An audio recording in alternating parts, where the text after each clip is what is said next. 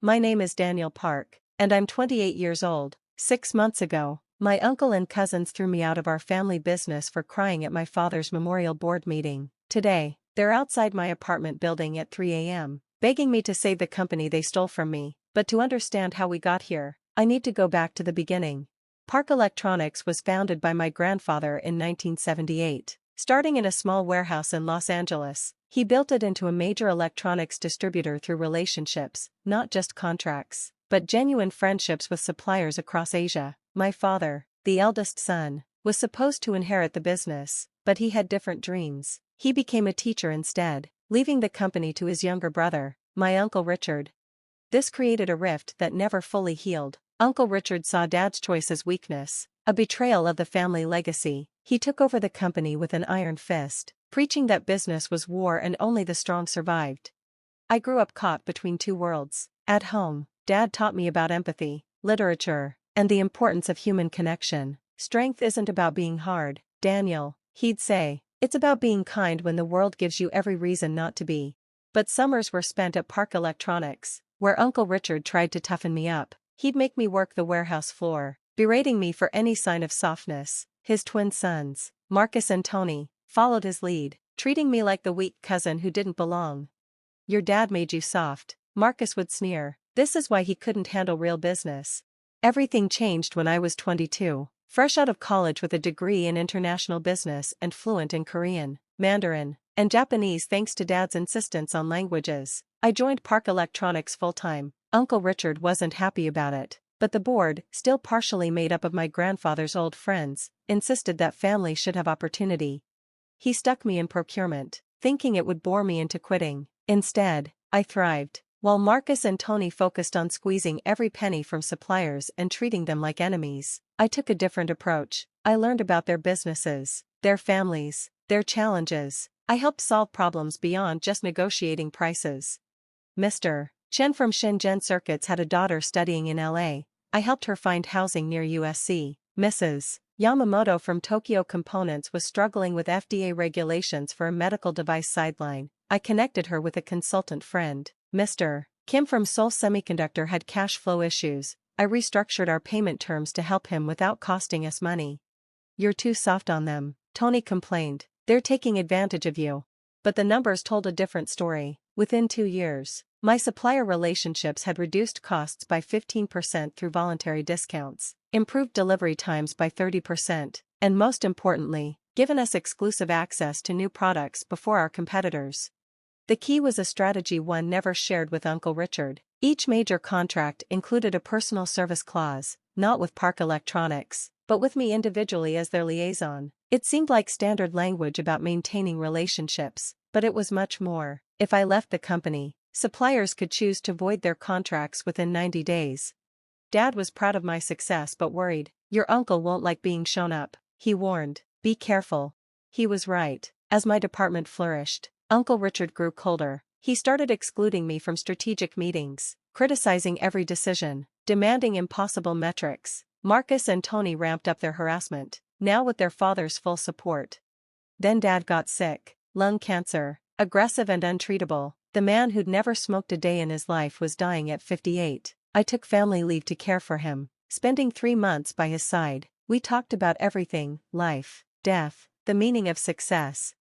"I have no regrets about leaving the business," he told me near the end. "I got to teach thousands of students, to make a real difference. Your uncle has money, but what else? What has he built besides walls?" When Dad died, I was destroyed. He wasn't just my father, he was my best friend, my moral compass, my example of how to live with integrity. The funeral was packed with former students, fellow teachers, community members whose lives he'd touched. Uncle Richard gave a perfunctory speech about family duty and left early. The board meeting was scheduled for the day after the funeral. I tried to postpone, still raw with grief, but Uncle Richard insisted. "Business doesn't stop for death," he said. I walked into that boardroom wearing the same suit from the funeral, running on no sleep, held together by coffee and obligation. The meeting started with financial reports, strategic planning, the usual corporate theater. Then Uncle Richard stood up. "We need to discuss restructuring," he announced. "The procurement department has become too bloated, too sentimental. It's time for new leadership." I knew what was coming but was too exhausted to fight, as he outlined plans to replace me with Marcus, to professionalize our supplier relationships. Something in me broke. I thought about Dad, about how he'd never get to see me fight for what I'd built, about all the words left unsaid. The tears came without warning, silent at first, then harder to control. In that boardroom full of suits and spreadsheets, I cried for my father. The room went silent, then Uncle Richard spoke, his voice dripping with disgust. This is exactly what I'm talking about. Real men don't cry at board meetings. This emotional weakness has no place in business. Marcus laughed. Seriously? Crying? What are you, 5? Tony joined in. This is embarrassing. Get it together. I looked around the room. Some board members looked uncomfortable, but none spoke up. Uncle Richard continued his presentation as if I wasn't there, outlining how Marcus would take over my role, how they'd optimize supplier relationships for maximum profit. Furthermore, he added, Daniel's equity position will be restructured. His 15% stake will be diluted to 2% to reflect his actual contribution to this company. That's illegal, I managed to say through the grief. You can't just take my shares. Read your contract. Uncle Richard smiled coldly. Performance-based vesting, and crying at board meetings? That's clear evidence of inability to perform duties. They had me sign papers. I was too grief-stricken to read them carefully. Security escorted me out like a criminal while my cousins high-fived in the hallway. I cleaned out my desk in a daze, taking only personal items and leaving behind 5 years of work. The next weeks were a blur of grief and humiliation. The story spread through the industry, how Daniel Park broke down crying and got fired from his own family's company. Some reached out in sympathy, but many distanced themselves. In business, weakness is contagious.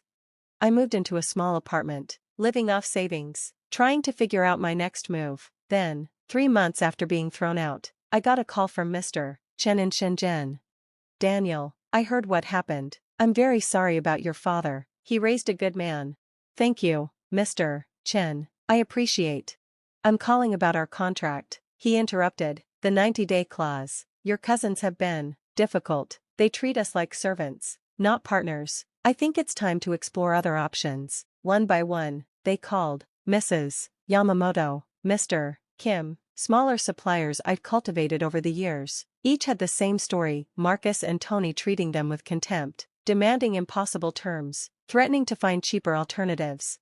They don't understand, Mrs. Yamamoto said. Business is about relationships, not just transactions. Your grandfather knew this. You know this. They are just bullies with calculators. I made a decision, using my savings and a loan against my diluted shares. I started my own company, Harmony Electronics. Not very creative, but it captured what I wanted to build. Within a month, I'd signed exclusive contracts with 7 major suppliers. Within 2 months, I had 15. Park Electronics didn't notice at first. They had inventory buffers, other suppliers they could squeeze. Marcus sent me gloating emails about their record profits from cutting the fat in procurement costs. Uncle Richard gave interviews about running business like a man. Then the shortages started. First, little things, specific chips that were hard to source elsewhere. Then bigger problems, entire product lines unavailable. Their secondary suppliers couldn't match the quality or price of my network. Customers started complaining about delays and defects. 6 months after that board meeting, Park Electronics was in crisis. They'd lost 3 major clients, inventory was critically low, and their stock price had dropped 40%. That's when Uncle Richard called. Daniel, he said, his voice missing its usual arrogance, we need to talk. I'm listening, I said. This supplier situation, it's a misunderstanding. We're family, surely we can work something out. We were family when you threw me out for grieving my father, I replied. What's changed? Don't be emotional about this, he snapped, the mask slipping. This is business. Exactly, I said, and my business doesn't work with companies that treat suppliers as enemies. Goodbye, Uncle. The calls escalated. Marcus threatened legal action, until lawyers explained that the contracts were ironclad. Tony tried bribing my suppliers. They sent me recordings of his offers. Laughing at the insult, board members reached out, suddenly concerned about my unfair treatment. Then came the night they showed up at my apartment, 3 a.m., Uncle Richard, Marcus, and Tony standing in the rain. Security called up, should they let them in? I met them in the lobby. They looked different, older, desperate, diminished. Uncle Richard, always so perfectly pressed, was disheveled. The twins had lost their swagger. Please, Uncle Richard said, the word seemingly foreign to his tongue. The company is dying. We're weeks from bankruptcy. I know, I said simply.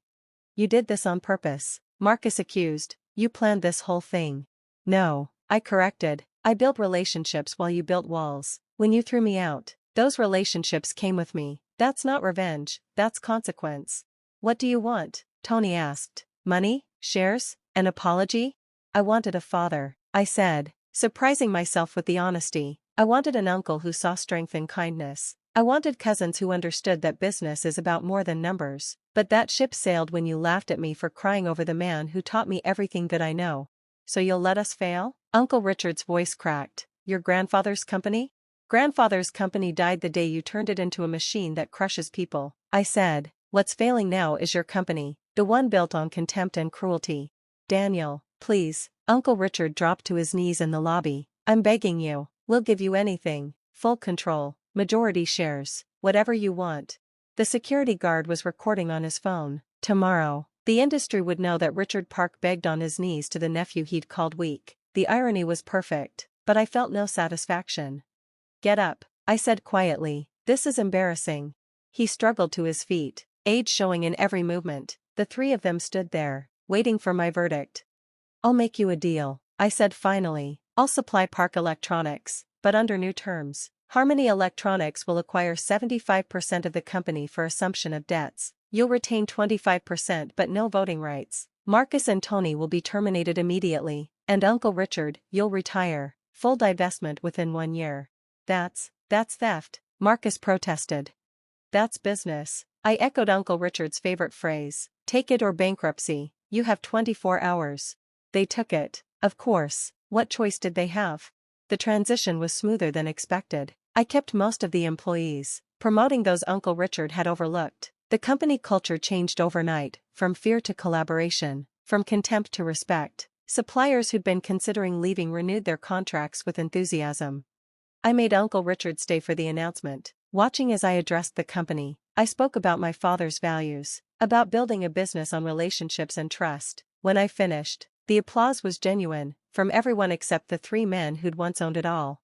Marcus and Tony found work eventually, though not in the industry. Their reputations were toxic. Uncle Richard retired to Arizona, alone. His wife had left him years ago, tired of being married to a man who confused cruelty with strength. Last month was the anniversary of Dad's death. I visited his grave with good news. Park Electronics had its best quarter ever, and we'd established a foundation in his name to help underprivileged kids attend college. As I stood there, I didn't cry, not because I was trying to be strong, but because I finally understood what he'd been teaching me all along. Real strength isn't about being hard, it's about staying soft in a hard world. It's about building bridges while others build walls. It's about crying when you need to cry and not being ashamed of your humanity. Uncle Richard was wrong. Real men do cry at board meetings. They cry for fathers they've lost, for families torn apart by greed, for companies that could have been great but chose to be cruel instead. But real men also build something better from the ashes. They prove that kindness isn't weakness, that relationships matter more than transactions, that you can succeed without crushing others. My name is Daniel Park. I'm 28 years old. I cried at a board meeting, and it was the strongest thing I've ever done, because that moment of weakness revealed who truly held the power, not the men who confused cruelty with strength, but the one who understood that in business, as in life, relationships are everything. The company thrives now, built on the principles Dad taught me. Every major decision, I ask myself what he would do. The answer is always the same: choose kindness, value people, build connections. Turns out the soft kid was the strongest one all along. Uncle Richard just took $50 million worth of losses to figure it out.